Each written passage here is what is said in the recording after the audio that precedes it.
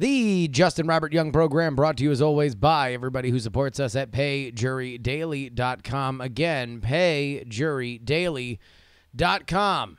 Look, it's pretty simple. You head on over there, you give me money if I'm part of your daily routine.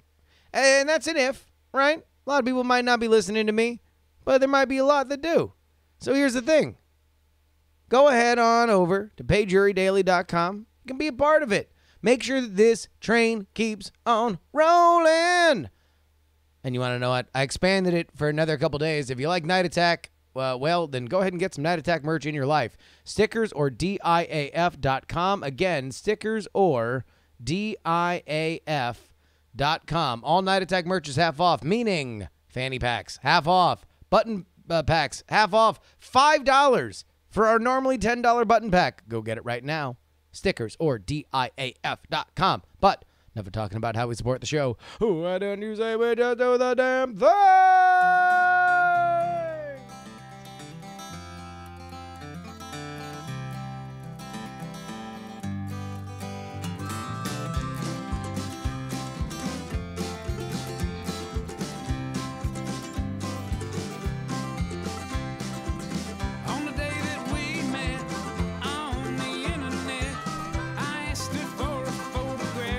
Oh, friends, we have a big update. We got a big ol' update. Please, everybody calm down. I decided to post a clip from yesterday's show. Tally Zarell, I believe, clipped it for us. But it was me railing about how much I love public subs. So I put it up on the internet, put it up on Twitter. I said I really like public subs. If you did not listen to yesterday's show, here is the audio of what I said. Is crucial, but here is the best part of a pub sub, and you don't realize it, man. It's what puts it ahead of even really, really good sub shops in general. You realize you can get anything you want. Man, do you want an Arizona iced tea? Oh, you can get it. Oh, do you want a fountain soda? You can get that too. Oh, wait a minute. You don't want to be beholden to the brand of chips that has made their deal with the sub sandwich place to make sure that they get placement by the register? You want to go ahead and get another kind of chips? You want to go ahead and get some chips and salsa? You want to go ahead and get anything you want? You want to go ahead and get a side of pizza bagels? Oh, you're going to get it at Publix, where shopping is a motherfucking pleasure. So that was the clip. I posted that on Twitter with just the caption, I like Publix subs. I've just received this.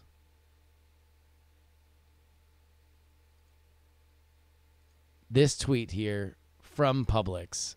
Ladies and gentlemen, the official Publix account responding to me says, not sure about mixing pizza bagels and subs, but Publix deli smoked Gouda mac and cheese is a pretty good side to go with a pub sub. Thanks for the love, Justin. Allison, from the official Publix account. I don't know why, man. It just brings me so much joy. That was somebody's job. Somebody's job was having to respond to this podcast talking about Publix subs yesterday. What a fucking world. What a world we live in. Oh, I imagine everybody who is enjoying the fine chain known as Publix is having a good time today. You know, they're probably out there, putting on their shorts and getting into their car, turning on the air conditioning, driving down to their local Publix, enjoying themselves a fine pub sub, and then going back, maybe looking at their pools, thinking about a dip. It might be a good time for a run outside, maybe sweat out some of the day's troubles. You want to know where they're not doing any of that? They're not going to Publix. They're not going into the pool. They're not wearing shorts, and they sure as hell aren't turning on the air conditioning. Ah, yes, it is all you folks that are felled by the polar vortex. There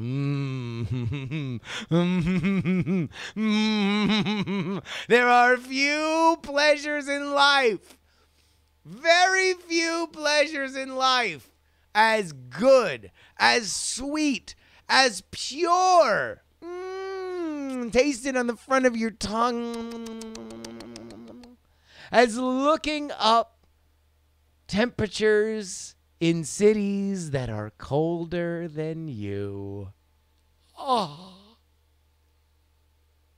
so joyful, so amazing, so triumphant. Oh, I love it. I love it. I do it. It takes up like, a third of my day. I can't get enough of it.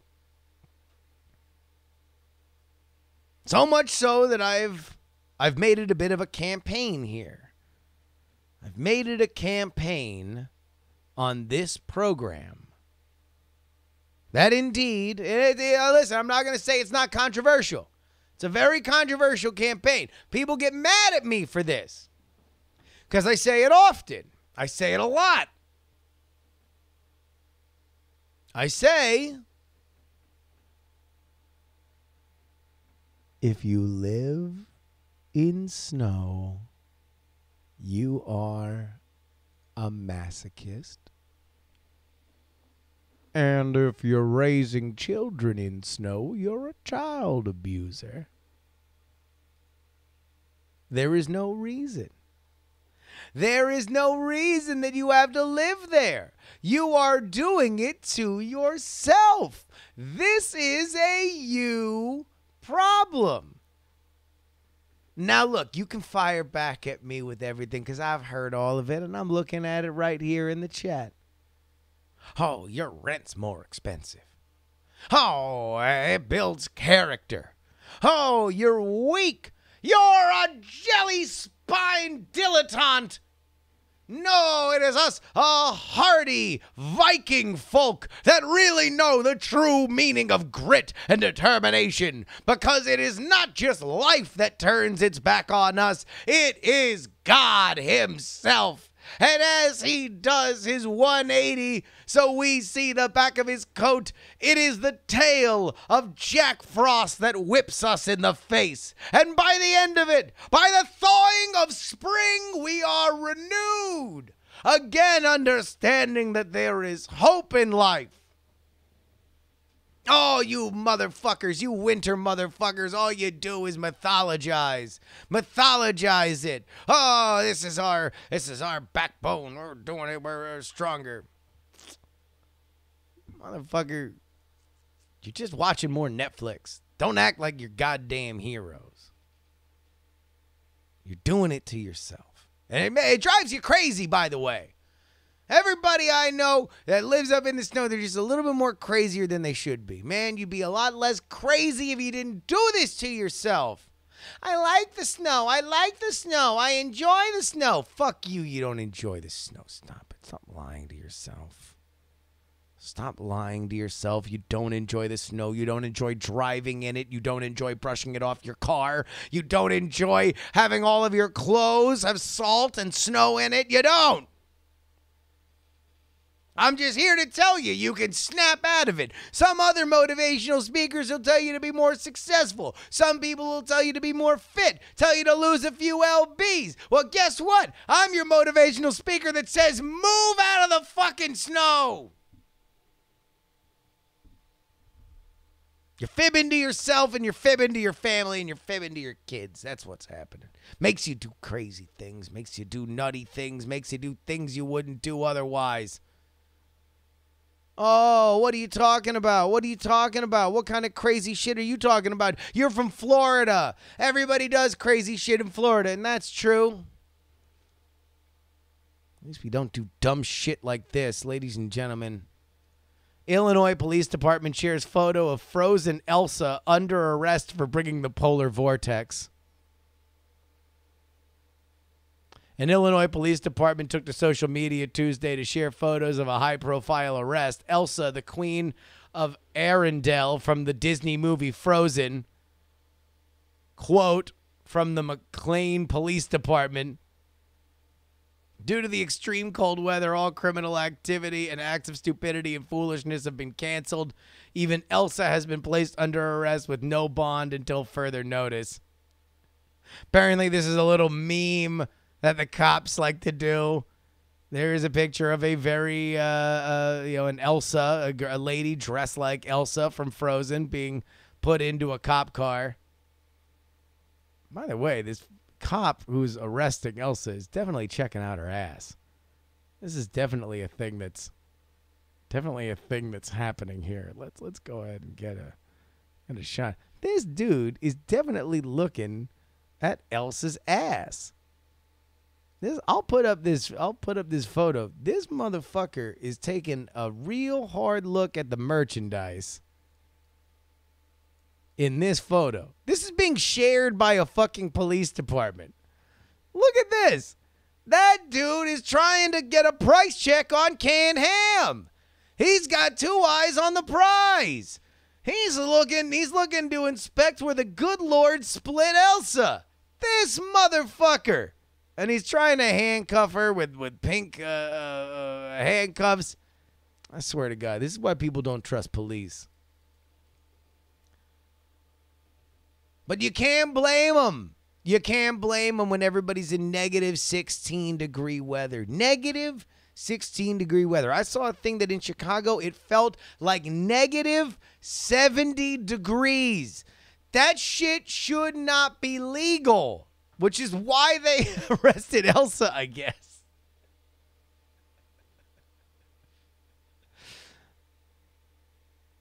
I'm going to play the hits here, so stop me if you heard this one. Here's where my hate of cold weather comes from. I have in my life primarily lived in 3 states: Texas, California, and Florida. Born in Texas, grew up in Florida, currently live in California. For college, I went to Syracuse University. Syracuse, the city, is the most snowy city in America. It trades that title with a few other cities, but when I was there, it was. And a lot of people, when I bitch about snow, which I do often, I don't like it. I think it's gross. It needs to be abolished. Single issue voter, if you vote to abolish snow, I will vote for you. People like to say, but you went to school in Syracuse. It's very snowy. How did you not become used to snow? To which I tell them, I bitched more then. It wasn't always like this. There was a moment in which I found snow magical. I used to have family up in New York. It wasn't the first time that I saw it when I went to college as a fresh-faced young 18-year-old. No. I was a boy. I'd seen it. I'd thrown a snowball or two in my day, but it was always to visit. I always had fond memories, and so I was but a latter-day teen, going off to college, so many different things, emotions, being away from my family, living for myself for the first time, meeting new friends, having a roommate, a lot of new sensations. And lo and behold, the first night in Syracuse, it snows. I look outside my window, outside of the Lawrenson dormitory, a gigantic tower right next to the famous Carrier Dome. And indeed, I see a snow-covered field. And dear friends, allow me to tell you that in that moment, I felt childlike joy and wonder. Yes. I said, I am going to go out there. I am going to frolic in that snow. But first, I just have to go pick something up from another dorm. So I bundled up, I go down the elevator, and then I walk out the door, and then I walk on the pathway, and I take one step, and then I take 2 steps. I feel a little wobbly. I take 3 steps, and I go ass over tea kettles right into a gigantic drift of snow. I had no idea. My little legs, like a baby deer, like Bambi. I couldn't get my footing. Bap! All of a sudden, I'm right in the snow, and it is at that moment that a few things become very crystal clear to me. Number one, snow is wet. Snow is just frozen water. And when you land in snow, it's not like you can just brush it off. It means that you have indeed fallen into a pool. And so the further I walked, the more that it melted on my body heat, and I realized I was soaking wet and I was now getting frozen yet again. And the other thing that I realized crystal clear, as if it were broadcast from Jesus Christ himself, was fuck snow. Fuck it. It's stupid. Why do we deal with it? Why is this a thing? This is the reason why people have colonized places in which it doesn't exist. This is a bug. This is something that should be eliminated. This should not be a part of the human condition. Disgusting, gross, unacceptable, awful. Snow is the worst. The worst. So come at me. That's fine. I've heard it all before. Defend your polar lifestyles. I look forward to every single one of you emailing jurydaily@gmail.com and calling me a weather pussy and calling me somebody that can't handle wet socks, because it is the reason why I hate snow. But I know.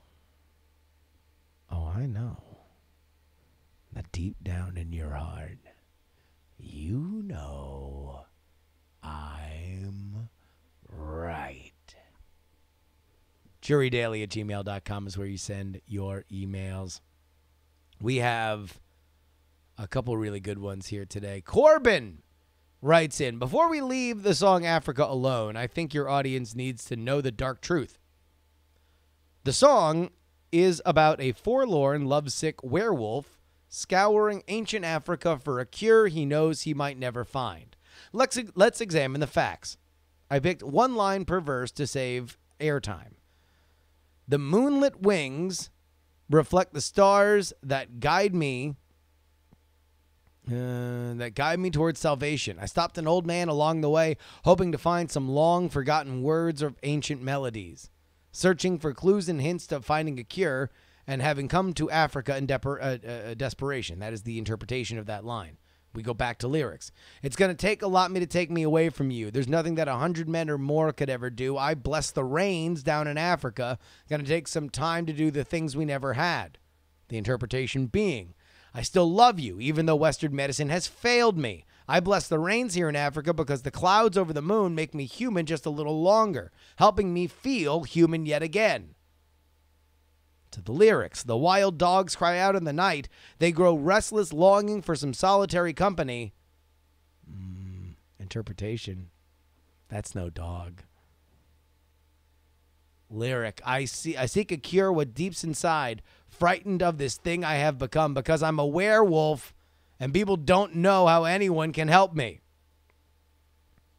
Corey writes, I'd love to hear what you think. I'm sure this wasn't the original intention, but it holds up surprisingly well. Unfortunately, it's not my original thought. It's from Twitter. Follow Hradzka, Hradzka. Thanks, and keep up with the excellent daily work. Corey from Boston. Keep warm, Corey. And now we move to our irrational fast food defenses. Big Rob writes, what fast food do I defend? The McDonald's cheeseburger. It is not the best cheeseburger, but it's in a class of its own. If I am a Nelson, BC, or Santa Monica, California, I order a McDonald's cheeseburger and I know what I'm getting that is at a reasonable price. Thank you very much, Big Rob.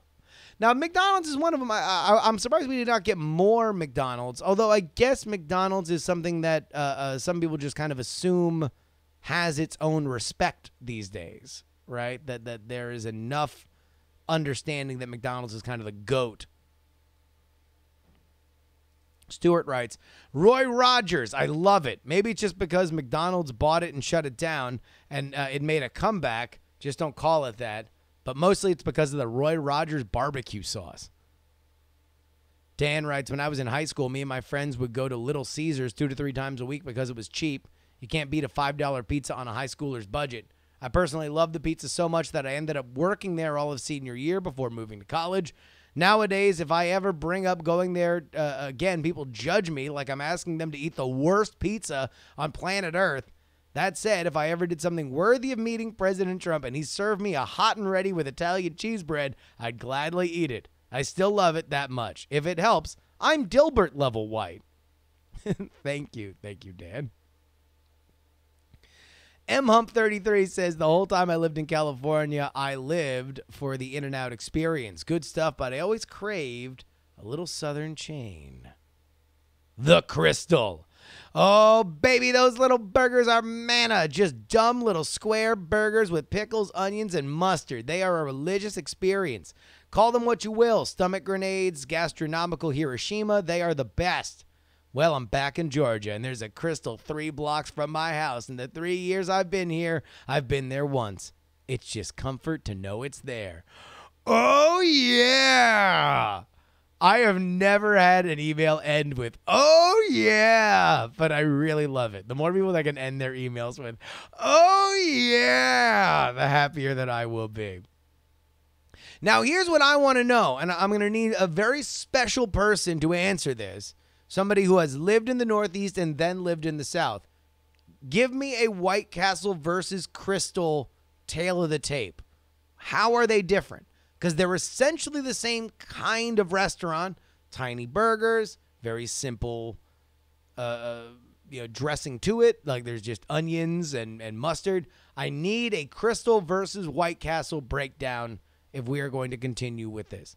And finally, Jordan writes, what is the fast food restaurant that I blindly defend?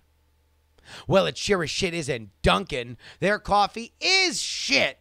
People make fun of Starbucks for being burnt coffee. It isn't burnt, you uncultured fuck. It's called a dark roast. Feel fucking free to try an espresso for once in your life. I don't defend Starbucks to the death, so back to Dunkin'. Once upon a time, when I was new to Portsmouth, New Hampshire, I ordered a large iced coffee at a Dunkin', and what I got was a glass of water with a splash of milk, a dash of coffee, and an undissolved pile of sugar at the bottom. Their food and their coffee is garbage. Their only redeeming quality is that their world headquarters happens to be on a route I drive just by once a week. Upon realizing that I drive past, I decided to take in the scenery of the location, which has been producing such an Obama fucking nation.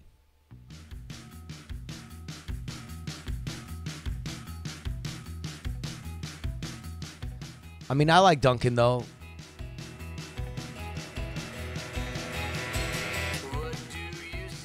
Big shout out to Dunkin'. Hit me with some gift cards.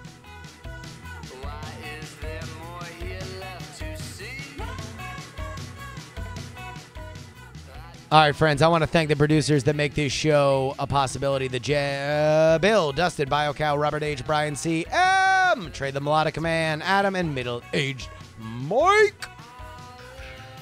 Again, Night Attack button packs, and I think we might have one fanny pack left, literally. Available at Stickers or DIAF. Fanny pack is only $8, used to be $15, and the button packs are $5, used to be $10. You can email jurydaily@gmail.com. Twitter, Instagram, Snapchat @JustinRYoung. Join our Discord, bit.ly/JuryDiscord. It's Thursday, folks. That means high thoughts. So if you got a thought that you just need to get out there, one of those that hits you so hard you have to say, high thought, and go ahead and send it in, jurydaily@gmail.com. Put high thoughts in the subject line. Twitter, Instagram, Snapchat, Justin R. Young. Join our Discord, bit.ly/jury Discord.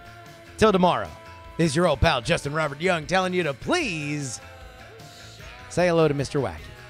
And also, please don't die!